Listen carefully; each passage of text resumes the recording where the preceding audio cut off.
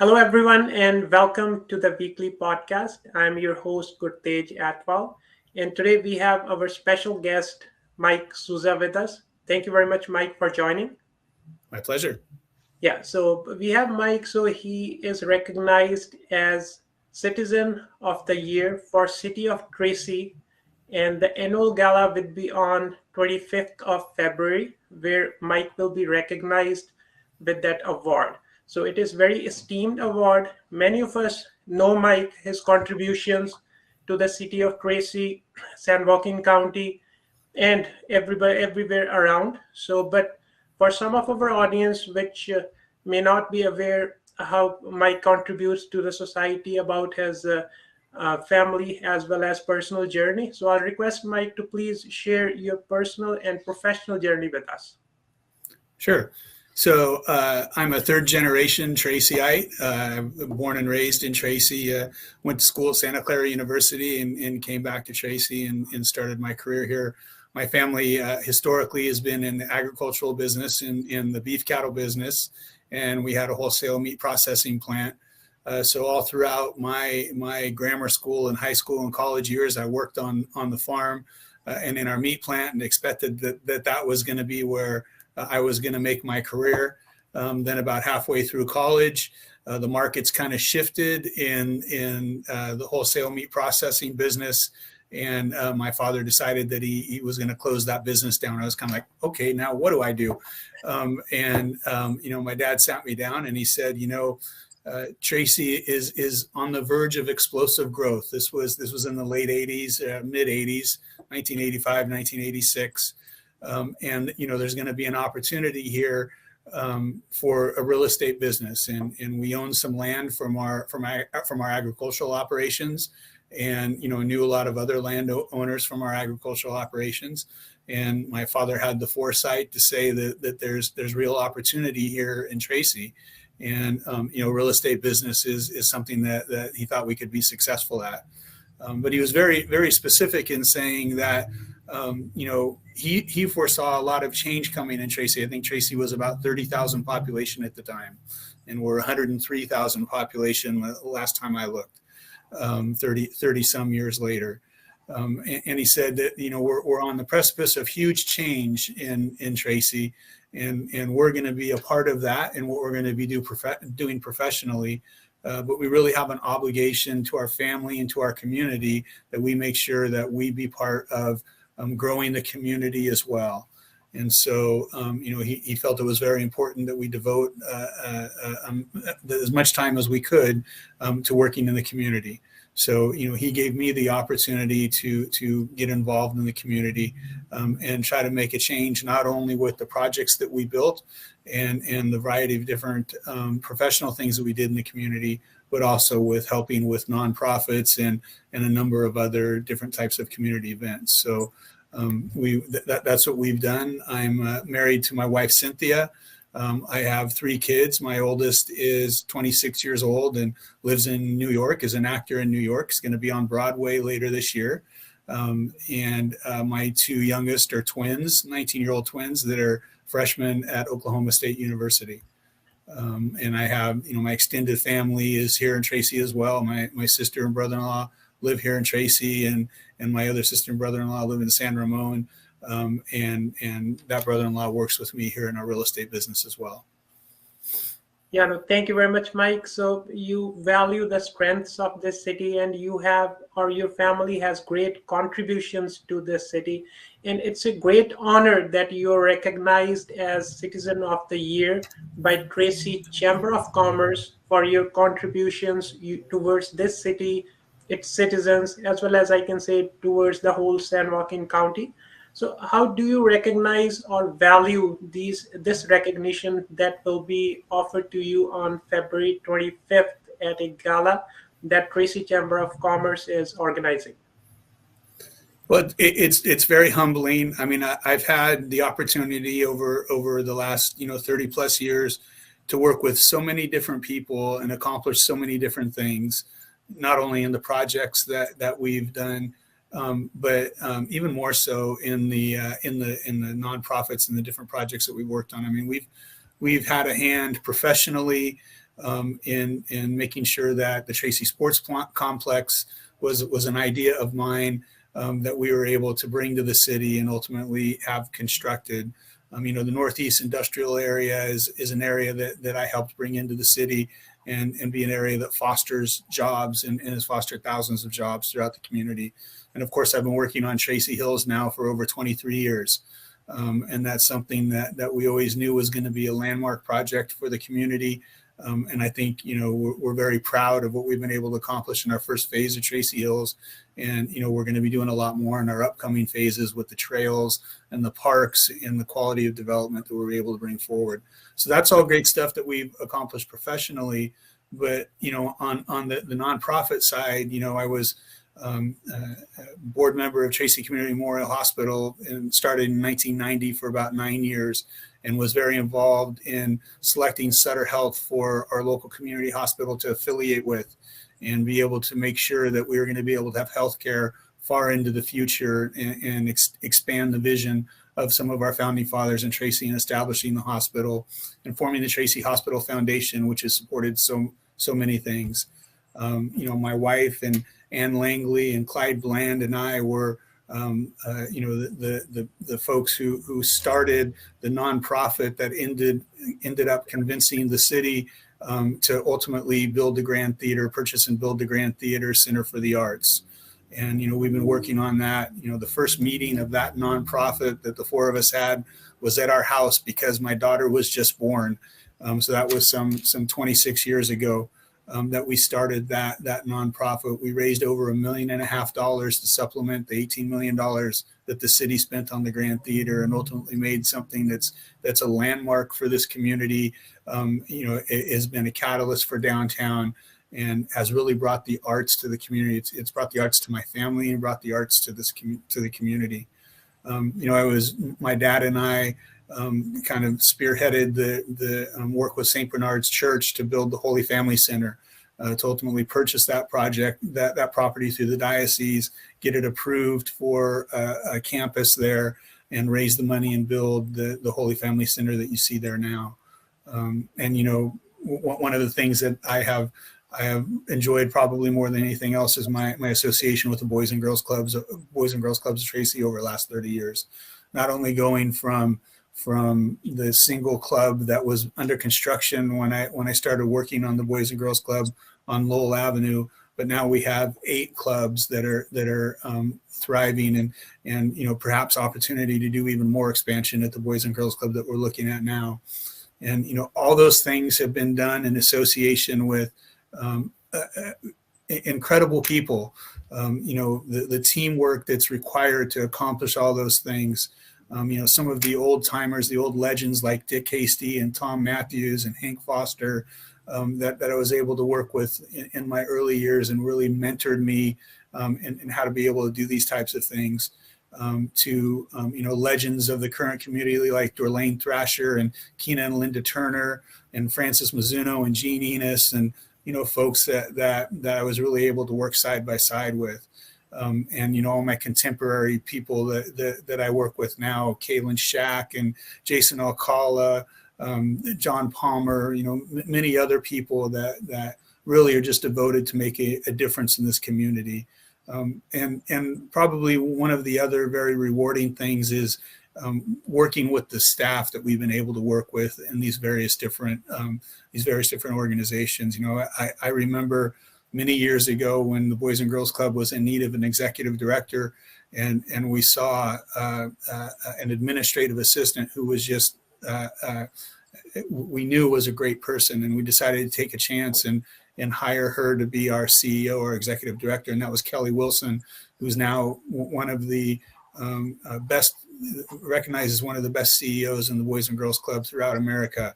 And to be able to work with Kelly, to hire her initially and help her mold her career and be able to do the amazing things that she's done with our community, the staff that she's nurtured and mentored, is just great. I mean, just, our ability to be able to work with, my ability to be able to work with all these different people, accomplish all these different things is just, that is so rewarding. And to be able to have that recognized by the chamber, is very humbling, and I'm very gracious for that. So, Mike, the city of Tracy, it is a family-oriented, very close-knit, and always there's a feel of a small town, but it is growing at a fast pace. But I can always see that it is because of you and many like you who are busy at their work, busy with their families, still find time to volunteer or give back to the society. So, as you mentioned, there are many ways, Boys and Girls Club, in many other opportunities around us where one can volunteer or give back to their community depending on their time, depending on their capacity. So, the one thing that you got the volunteering spirit from your parents, they encouraged you, and while working with other folks, like-minded folks, you enjoy it. So, what is your message for school going or college going students or anybody who is listening? So, who may be thinking why volunteering is important? We are busy in our day to day activities. So, what kinds of values you have seen throughout your uh, volunteering time? So, that could be encouraging to somebody. At least they should try once, depending on their capacity. I think it's very personally rewarding to make a difference, right? And you can make a difference in small ways or in big ways. And it's up to the time that you have to be able to commit. But whether it's being able to give an hour a month or many hours a week, it's very worth doing. And you need to find the time to make that happen. I mean, I've been a member of Rotary for over 33 years now, and that's a service club. We meet weekly, and we do a number of service projects locally and internationally. The Rotary is something anybody can join, and become a part of, and there's great fellowship among the various members by meeting every week and having a speaker come in and being able to just get to know people. And also we're all business people in town and be able to do business with each other. Many stories I can tell you of kids' lives that have been affected at the Boys and Girls Club. Various different people have been exposed at the arts at the Grand Theater, to be able to worship in the Holy Family Center. These are all they make a difference, and it is worth making time in your life to find a way to do that. And again, whether you want to do it on a grand scale or a small scale, it's worth doing. It's very fulfilling, and it does make a difference. Right. No, absolutely. So there are opportunities, but at least one should try them. So it is always fulfilling. It doesn't depend on how much time or effort you put in. It all depends on your availability, but one should definitely get an opportunity wherever they get to share information, share knowledge. Volunteering can be in many ways, like you're sharing, you can be a mentor to somebody, or you can devote your time depending on your availability. So then you are the third generation in this city of Tracy. What kinds of strengths do you see in city of Tracy, or we can say San Joaquin County? Because with your experience, you have seen how this city has grown, maybe from past 50 or 60 years. So what is the growth potential, and what are the main strengths that the city of Tracy has from your perspective? Well, I think historically we're a very family oriented community, and I think we need to do everything we can to continue that. But I think one of the best qualities of Tracy in all of its history is when the community saw that there needed to be something that needed to be done, they figured out how to get it done. And it's I think sometimes it's too easy in today's day and age, with social media being the way that it is, just to complain about things and to be the person to point out how bad everything is. I think historically what Tracy did is, if they saw a problem, they didn't complain about it. They figured out how to go out and fix it. When our founding fathers realized we only had hospitals 30 miles away and we needed a hospital in the community, they got together and they raised the money and they built a hospital. The same thing with the Boys and Girls Club. When we saw that we needed a place for kids to go, we figured out how to raise the money and make it happen. We did it with the Grand Theater. We've done it with things over and over again in this community. And I think that's one of our strongest attributes. And I think it's something that we've really got to, as a community, work on getting back to. It's not about how we're going to say how bad everything is or how we're going to gotcha everybody. It's about how we identify there's a problem and work with everybody and fix that problem, and make the community a better place. Right. So, Mike, this is the 60th event that Chamber of Commerce is having. They every year recognize the citizens who add value to the society. So many of us are aware what kinds of values or what Chamber of Commerce does in day-to-day activities, or how they kind of contribute in day-to-day lives of every people. So from your experience, what this organization is and how everybody can get value from this organization, Chamber of Commerce. Well, I think one of the best things that the chamber has to offer is networking opportunities among business owners and business people in the community. So it's a great way. They have monthly events, whether they be coffees or mixers, where various different folks can get together and find out about others' businesses and promote their business and just meet people and be able to network. So I think that's probably one of the most important aspects of what the chamber does, and they're an advocate for businesses in the community as well. So I think it's very important. The chamber is a very important aspect to our community, to promoting our community, and to making our community a better place. Right. So, Mike, nowadays we are going through a very tough time, or we are almost passed through that tough time, the COVID era. So, this has been impactful on the small businesses. You are an entrepreneur, you are a visionary. So, what is your message for those small businesses, how they should be working towards getting out of this situation?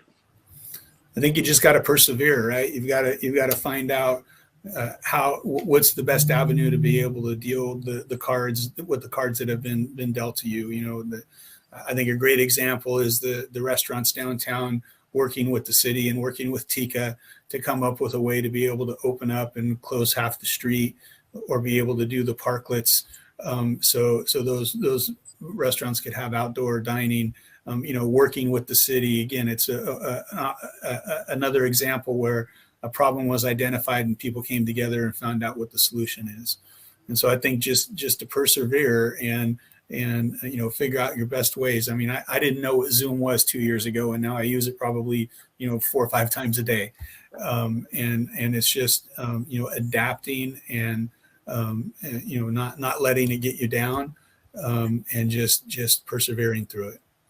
Yeah, and getting each other's help, so everybody has their own expertise. So it is always good to ask somebody, and together we can get out of this situation. And lastly, Mike, you work a lot with students, with young kids. Like you mentioned, Boys and Girls Club, you have a great contribution towards that. So what's your message for school and college going students? Because they will be the next leaders, they will be the future of our cities, of our country. So how do you want them to get good positive things, imbibe in them? So what's the message for those students? Well, I think get involved with your community, whether it's through your school or through various different community outreach opportunities for you. I think it's important too to find what you like and pursue what you like. That doesn't mean that everybody needs to go to a 4-year college and needs to get the best education in the world. They need to find what their avenue is and pursue their avenue. My oldest child is an actor, and it's something that fulfills them immensely, and so they've followed that path and been able to make a career out of it, but has never been happier than finding themselves in what they love to do. And I think that's what we need as people to do, and that's what we need to encourage our youngsters to do, to really find what makes them happy and pursue what makes them happy. And I really think that's very, very important, and anything that we as parents and adults can do to encourage and foster that in our youth, we should do. Right. No, thank you very much, Mike. So I would encourage everybody to please join us on the Tracy Chamber of Commerce on February of 25th to thank Mike for his contributions towards everybody who is living in the city of Tracy as well as San Joaquin County.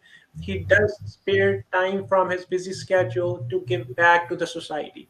So now it's our obligation or it is our honor to join him at the gala to thank him for his contributions.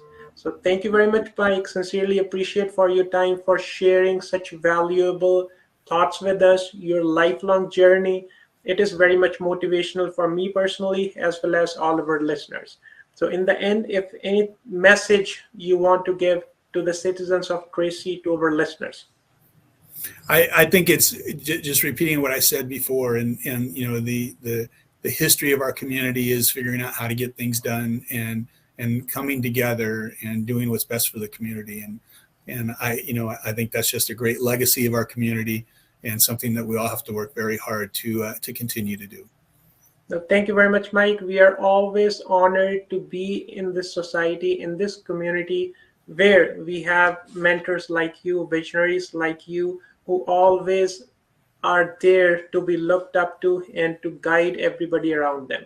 So greatly appreciate and have a wonderful day. To our audience, we will be back with the next episode with an informative topic. Till then, stay healthy, stay informed. Thank you. Thank you, Gurtaj.